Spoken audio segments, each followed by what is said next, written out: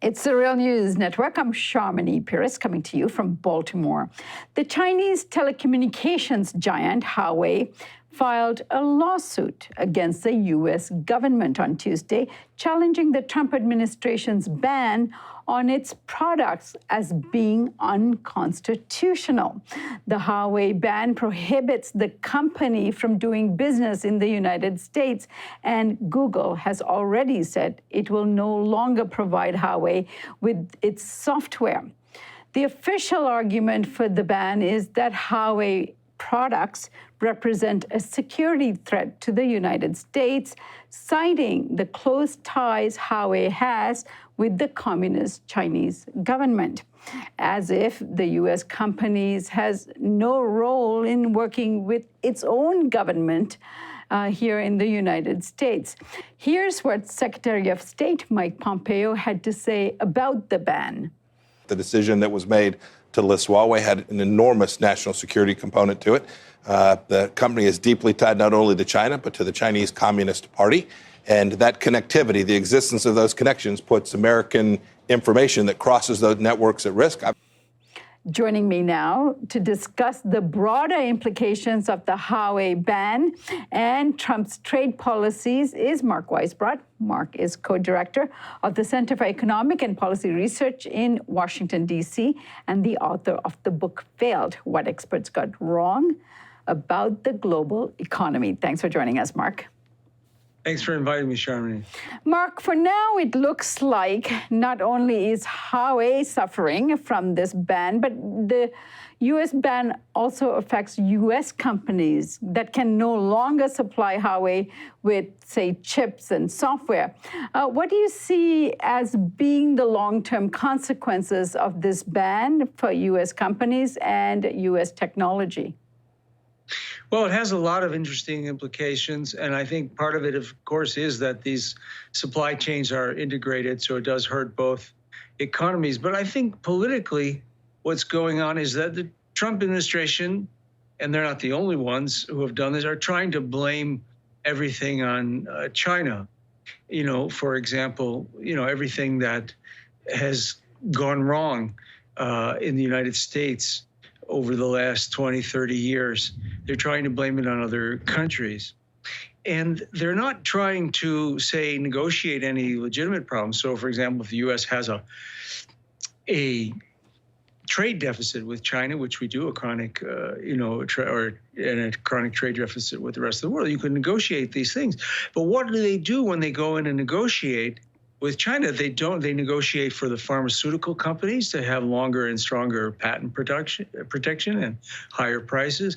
They negotiate for access to the Chinese financial system. And even worse, they negotiate so that China cannot require technology transfer or other what are called performance requirements of foreign investors in China. So they're actually negotiating to make it easier for U.S. corporations and more profitable for them, provide incentives for them to outsource more jobs to China. And that's why you can't really resolve these problems through negotiation, because we don't have an administration, and we haven't had one before either, that's actually willing to negotiate for anything that would benefit, say, workers in the United States. They're negotiating for the corporations. And then now what you're doing with Huawei is they're trying to force China to abandon its industrial policy. And that they're never going to be able to do, of course, because, China's income per person has multiplied 17 times, more than 17 times since 1980. It's the fastest growing economy in world history. And they've pulled hundreds of millions of people out of poverty. And that's because they had an industrial policy that took them into higher value added areas of production and allowed them to still use planning even as they shifted to a more market-oriented economy. Obviously, the United States, the obvious alternative would be for the United States to also have its own industrial policy, and that's part of what the Green New Deal is about.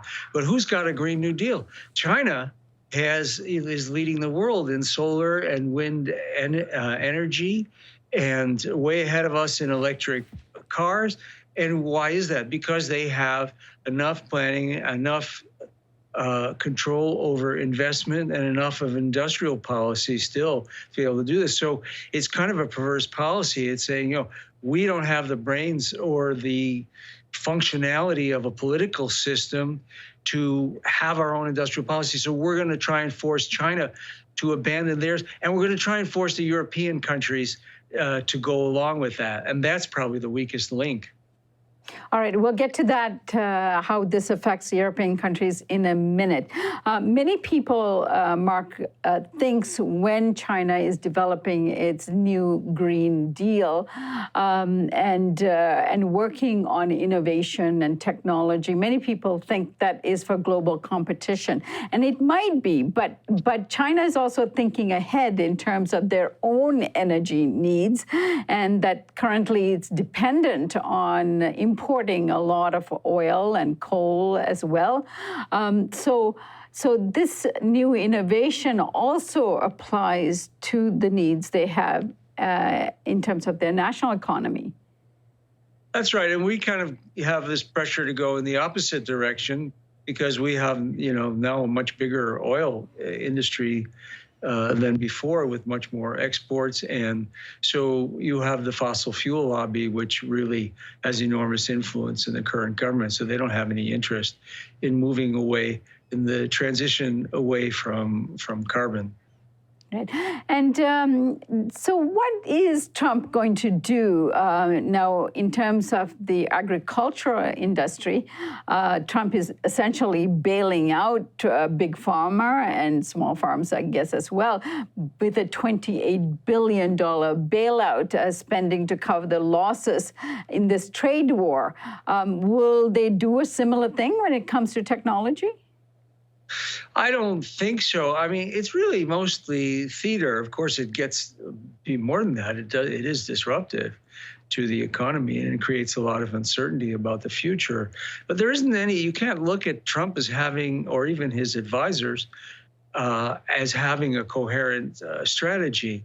Well, first of all, the advisors don't agree, and the big financial interests and the pharmaceutical interests have a very powerful role here, and that's why their needs get met first, even if you have other people in the administration like Lighthizer who actually would maybe want to do something about trade issues. So I think most of this trade war is about posturing, and it's about pretending. But it's also, you see, when they try and actually do something, it's this kind of perverse thing. Besides what they're doing for the pharmaceuticals and the financial industry and the corporations in general, they're also trying to stop China's industrial policy. And here's where Europe already is not going along with it, Germany and the UK. And I think that is, and these are close allies in the United States, and they don't want this. And of course, the security stuff is not very believable at all, that Pompeo is saying. It's interesting how the Cold War never ends, so they go after Russia because they used to, they're still using the Cold War of communism there. And it's kind of like those stories from the McCarthy era where they're questioning this guy and about being a communist. He says, I'm an anti-communist. And they say, well, I don't care what kind of communist you are. And so, Russia's communist because they used to, or they're an enemy state from the Cold War. And then the Cold War is used again now against China, even though it's been one of the largest destinations in the world for U.S. investment for decades. And yet somehow we're supposed to be afraid for security reasons because they have a communist party and a communist government. But the New York Times already quoting the intelligence sources saying that, well, Huawei is not really a security threat because you have encryption, and if it's not encrypted, it's not safe anyway. And I think that's the way the Europeans are looking at it. So it's really not about security, and it's It's really about a kind of substitute for industrial policy, which is destroying another country's industrial policy. And the Europeans are not interested in it because, they're integrating more with China. And so this is where it's going to play out in the future, I think. China's one of the fastest growing economies in the world. Still, it's bigger than the United States. It's going to be twice the size of the United States within a decade or so by the standard measure that economists use for international comparison. And so Europe is going to increasingly integrate with China, especially if the U.S. just has nothing but, bullying and punishment to offer them. All right. And then finally, Mark, why are Trump and Pompeo using the threat and bans to deal with China instead of old-fashioned good capitalist competition and putting their companies against U.S. companies here? Well, they don't have the wherewithal to do that at this point. I mean, this is why China is leading in wind and solar industry, energy and high speed. They have high speed rail that we don't have.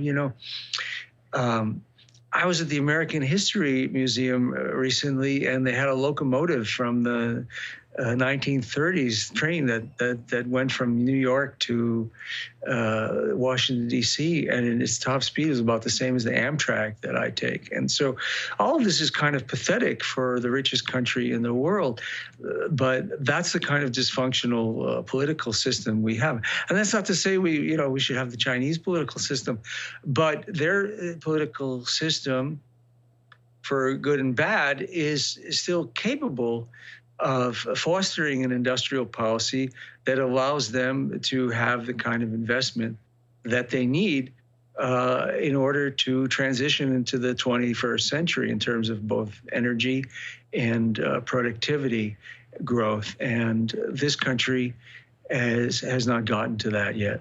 All right. I was speaking with Mark Weisbrot there, co-director of the Center for Economic Policy and Research in Washington, D.C. Mark, thanks for joining us today. Thank you, Sharmini. And thank you for joining us here on the Real News Network.